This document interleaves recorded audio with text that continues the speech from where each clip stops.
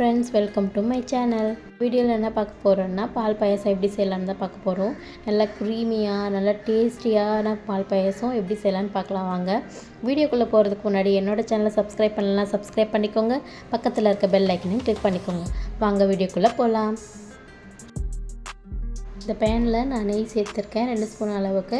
இதில் வந்து அரை கப் அளவுக்கு நான் சேமியா சேர்த்துருக்கேன். இதை நம்ம நல்லா வறுத்து எடுத்துக்கலாம். இதுக்கு லைட்டாக கலர் சேஞ்ச் ஆகிற மாதிரி இருக்கிற டைமில் நம்ம இதை எடுத்துக்கலாம். ரொம்ப தீய விட வேண்டாம். அவ்வளோதான், நான் லைட்டாக கலர் சேஞ்ச் ஆகிருக்கு, நான் எடுத்திருக்கேன். அரிசி அதே கப்பில் அதே அளவு எடுத்திருக்கேன். இப்போ நம்ம ஒரு பேனில் தண்ணி ஊற்றிக்கலாம். ஸோ நான் இந்த டம்ளரில் ரெண்டு டம்ளர் அளவுக்கு தண்ணி ஊற்றிக்கிறேன். தண்ணி நல்லா கொதி வரும்போது நம்ம ஜவ்வரிசியை சேர்த்துக்கலாம். நான் இந்த ஜவ்வரிசியை 1/4 மணி நேரம் ஊற வச்சேன்.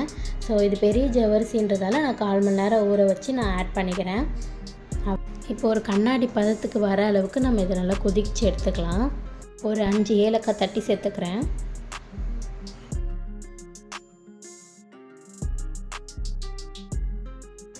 இப்போது இது எனக்கு ஒரு 1/4 மணி நேரமாக கொதிச்சிட்ருக்கு.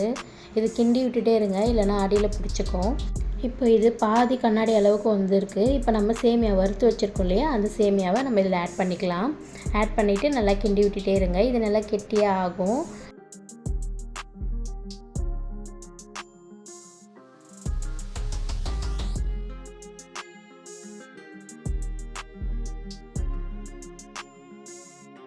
இப்போ ஒரு 1/4 மணி நேரமாக நான் கிளறி விட்டுருக்கேன். இந்த கப் அளவுக்கு நான் 3 கப்பு வந்து நான் பால் சேர்த்துக்கிறேன். இப்போ நான் 1 கப் போட்டிருக்கேன். இதிலே 2 கப் பால் நான் இப்போவே சேர்த்துக்கிறேன். இன்னொரு கப் பால் வந்து இதை ஆஃப் பண்ணும்போது அப்புறமா சேர்த்துக்கலாம். அதை எடுத்து வச்சுக்கோங்க. இப்போ இது நல்லா மிக்ஸ் பண்ணி ஒரு கொதி விடுங்க. இந்த டைமில் நம்ம சர்க்கரை அதே கப் அளவுக்கு நான் சர்க்கரை ஆட் பண்ணியிருக்கேன். உங்களுக்கு தேவைன்னா அதிகமாக கூட சேர்த்துக்கலாம். இப்போ நீங்கள் சர்க்கரை ஆட் பண்ணதால் இப்போ கொஞ்சம் லைட்டாக லிக்விட் ஆகும். அவ்வளோதான், இது ரெடி ஆயிடுச்சு. இப்போ நம்ம முந்திரி திராட்சையை நம்ம வந்து வறுத்து எடுத்துக்க போகிறோம். அதுக்கு வந்து ஒரு 2 ஸ்பூன் அளவுக்கு நான் நெய் விட்டுருக்கேன். அதுக்கப்புறம் முந்திரி திராட்சை அது 2த்தையும் நான் நல்லா வந்து வறுத்து எடுத்துக்க போகிறேன்.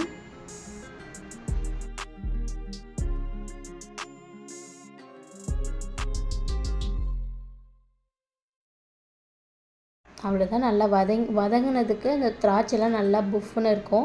அந்த டைமில் நம்ம வந்து ஆஃப் பண்ணிவிட்டு நம்ம இதை பாயசத்தில் ஆட் பண்ணி நம்ம கிளறி விட்டுக்கலாம்.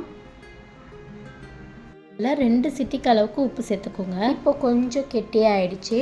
இப்போ நம்ம இன்னொரு கப் பால் எடுத்து வச்சுருந்தோம் இல்லையா, அந்த பாலையும் சேர்த்துக்கலாம். முக்கியமாக எல்லாமே காய்ச்சின பால், பச்சை பால் கிடையாது, காய்ச்சின பால் தான் ஆட் பண்ணணும். ஸோ இதையும் நம்ம மிக்ஸ் பண்ணிக்கலாம். அவ்வளோதான், ரெடி ஆயிடுச்சு பாயாசம்.